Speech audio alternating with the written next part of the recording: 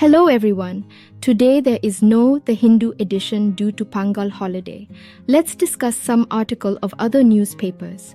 The first article is from the Hindustan Times newspaper, that is, better infrastructure can improve learning outcomes. In this article, the writer says that the Annual Status of Education Report, ASER, highlights the need for quality infrastructure and behavioral changes in schools to ensure children remain healthy and alert for good learning outcomes.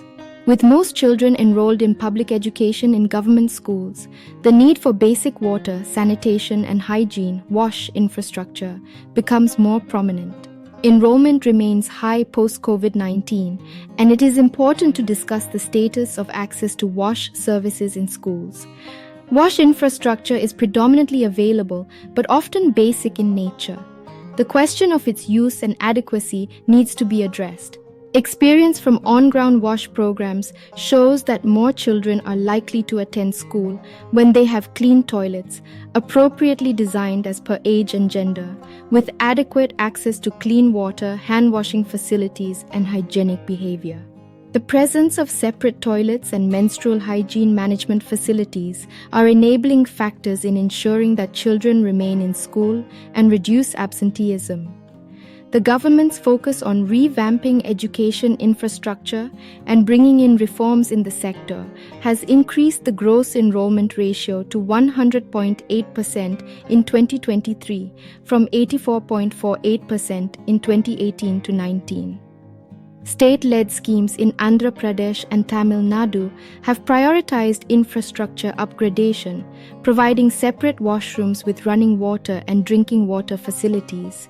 The crucial step is to make this infrastructure child-friendly, gender-segregated between genders, age-appropriate, so younger children can access the facilities, and conducive for the use of the differently abled. One-time infrastructure construction and upgrading is welcome, but knowing whether it is serving the purpose is equally important. The Cluster Resource Persons (CRPs) model, incorporated for educational institutions in Telangana, is an illustration of how the government could have a better pulse of the situation in schools. By monitoring WASH infrastructure through simple biannual performance audits, gaps identified by CRPs can be integrated into school development plans and funded to address inadequacies. As infrastructure gets more child-friendly and upgraded from basic to safely managed, the onus shifts to its appropriate use. The curriculum content offers the best way into children's minds, and hygiene sessions conducted through various non-profits demonstrate that hand-washing messages have been delivered appropriately and integrated with demonstrations at the school hand-washing station. The realization that infrastructure is not all, and its usability is critical to improved WASH behavior, and consequently its impact on learning is our goal.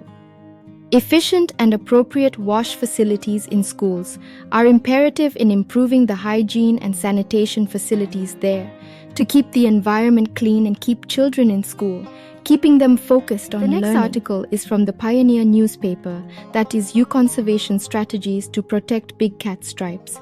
In this article, the writer says that the story of tigers highlights the impact of human activities on wildlife, emphasizing the urgent need for effective conservation strategies to protect these magnificent creatures and their habitats. India, home to around 3,167 tigers, shelters around 75% of the global tiger population.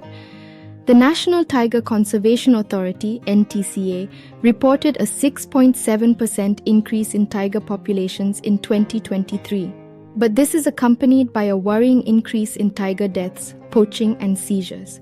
The Wildlife Protection Society of India (WPSI) reported a rise in tiger mortality and poaching from 104 and 39 in 2022 to 150 and 56 in 2023. The primary threat to India's tiger population is the illegal trade in tiger bones, used in traditional Oriental medicine, and the international trade in tiger skin and body parts. However, it is crucial not to let the issue of illegal trade overshadow grassroots issues contributing to the rise in tiger deaths and slowing population growth. The long-term survival of tigers is influenced by the changing dynamics between humans and these majestic creatures. A global study on large carnivore attacks from 1950 to 2019 highlights escalating conflicts in areas where human activities overlap with carnivore habitats. Diverse geographical landscapes present different scenarios due to increasing human populations encroaching into shrinking tiger ranges, co-expansion of human and tiger populations, and areas where they were previously extinct and are now making a return. Tiger conservation success depends on local communities' attitudes towards cohabitation with them. The incidence of carnivore attacks is intricately tied to the socio-economic context, with recreational activities in affluent areas and livelihood pursuits in low-income remote regions posing distinct risks.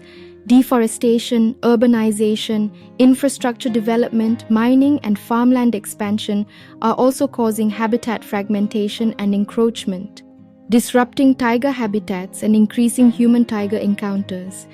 Incidents of tiger attacks significantly impact public sentiment and require careful and sensitive handling. The escalating encroachments in India, triggered by unchecked regularizations and illegally recognized forest rights under the Forest Rights Act 2006 (FRA), are bringing larger human populations into closer contact with wildlife.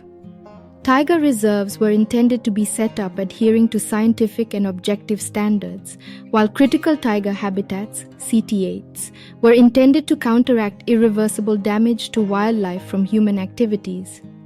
However, no CWHs have been created under FRA, and there are several tiger reserves where ineligible forest rights have been recognized under FRA.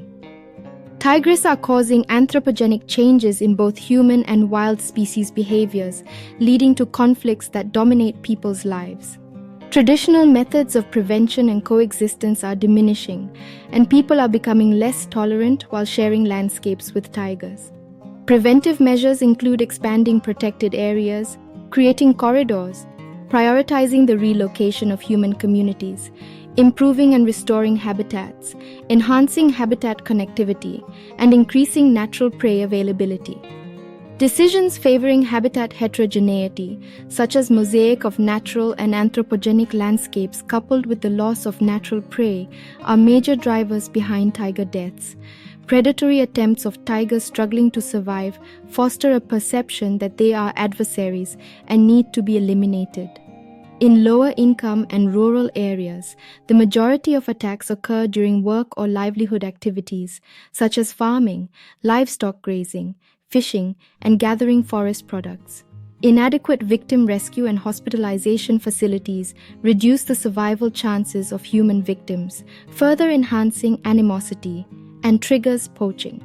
Development of safe behavior patterns requires dissemination of knowledge about defensive reactions by tigresses, involuntary sudden encounters, food-related attacks, predatory or unprovoked attacks, attacks by wounded or trapped animals, avoidance of provocation, or chasing of wild animals.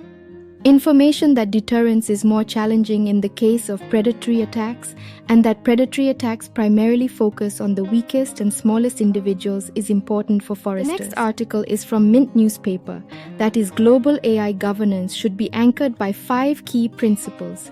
In this article, the writer says that AI has been quietly helping us for decades, and 2023 will be remembered as a Big Bang year. With the advent of generative AI, the technology is shaping public discourse, influencing investment and economic activity, sparking geopolitical competition, and changing human activities from education to healthcare to the arts. Policymaking is moving almost as fast, with the launch of new regulatory initiatives and fora seeking to meet the moment. However, none of these efforts are universal, representing the global commons. The voice of the Global South has been absent in AI development. To harness AI's potential and mitigate its risks, a coordinated global approach to governance is needed. The UN High-Level Advisory Body on AI was established to offer analysis and recommendations for addressing the global governance deficit. It has 38 individuals from around the world, representing diverse geographies, genders, ages, and disciplines. The group's interim report proposes 5 principles for anchoring AI governance and addressing several interrelated challenges. First, since risks differ across diverse global contexts, each will require solutions that are tailored accordingly. This means recognizing how rights and freedoms can be jeopardized by specific design, use and misuse, and governance choices. Failing to apply AI constructively can exacerbate existing problems and inequalities. Second, since AI is a tool for economic, scientific, and social development, it must be governed in the public interest, considering goals related to equity, sustainability, societal and individual well-being, competitive markets, and healthy innovation ecosystems. Third, emerging regulatory frameworks across different regions will need to be harmonized to address AI's global governance challenges effectively. Fourth, AI governance should go hand in hand with measures to uphold agency and protect privacy and the security of personal data. Lastly, government should be anchored in the UN Charter, international human rights law, and other international commitments where there is a broad global consensus, such as the UN Sustainable Development Goals. In conclusion, to fulfill AI's global potential, new structures and guardrails are needed to help us all thrive as it evolves. Everyone has a stake in AI's safe, equitable, and accountable development, and the risks of inaction are also clear.